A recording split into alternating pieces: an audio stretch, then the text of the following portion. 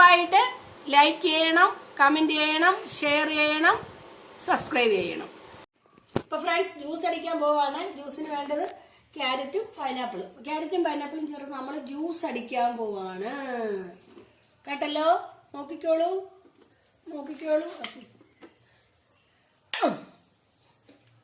അപ്പോൾ നമ്മൾ എടുത്തിട്ടു.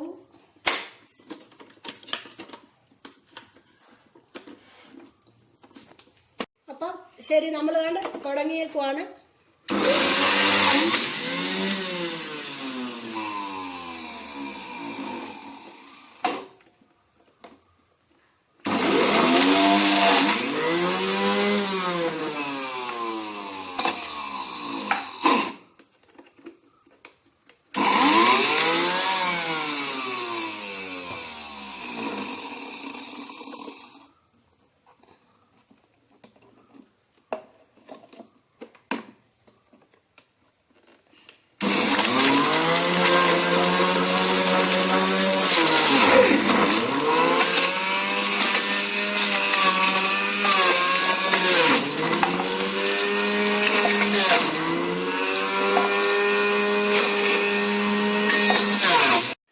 ജ്യൂസ് എല്ലാം വേണ്ട അടിച്ച് കണ്ടോ. ഇനി നമുക്കിതിനെ ഇതിന്ന് എടുക്കാം.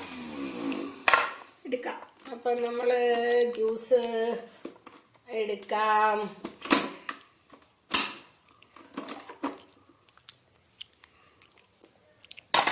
കണ്ടോ നമ്മുടെ പൈനാപ്പിൾ ക്യാരറ്റ് മിക്സ്ഡ് ജ്യൂസിനെ കണ്ടോ. അപ്പൊ ഇതിനകത്തോട്ട് നമുക്ക് വേണമെങ്കിൽ ശകലം പഞ്ചസാരയൊക്കെ ഇടാം. പഞ്ചസാര ഇടുന്നില്ല ഞാനായത്. ഇതിനകത്തോട്ട് ശകലം ഇട്ട് കൊടുക്കുക.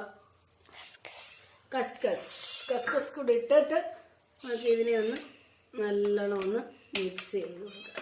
ഇപ്പൊ ക്യാരറ്റും പൈനാപ്പിളും നമ്മുടെ വീട്ടിലിരിപ്പുണ്ടെന്നുണ്ടെങ്കിൽ തീർച്ചയായിട്ടും നിങ്ങൾ എല്ലാവരും ഇത് ജ്യൂസ് അടിച്ച് കുടിച്ചു നോക്കണം. പിന്നെ കണ്ട ചിയാസ് ഇത് ഇട്ടിട്ടുണ്ട്. കസ്കസ് ഇച്ചിരി കൂടി ഇടാം.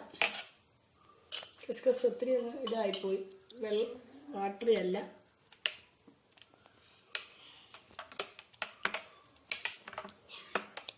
അപ്പം കണ്ടോ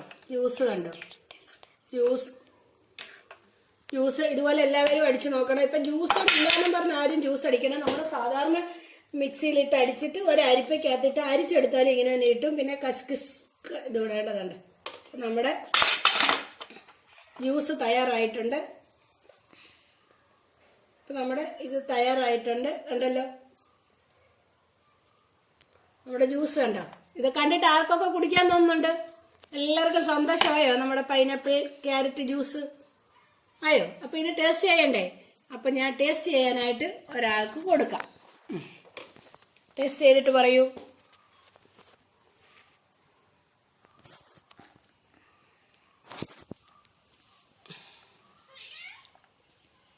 എങ്ങനെയുണ്ട്? സൂപ്പർ. ലൈറ്റ് കുറച്ചു.